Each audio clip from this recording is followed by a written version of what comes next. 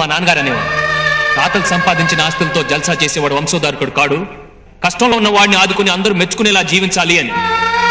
10 మందితో పాటు బతకడం గొప్ప కాదు, 10 మందిలో నువ్వు ఒకడివి అని గుర్తింపు పడడం గొప్ప అని చెప్పేవాడు.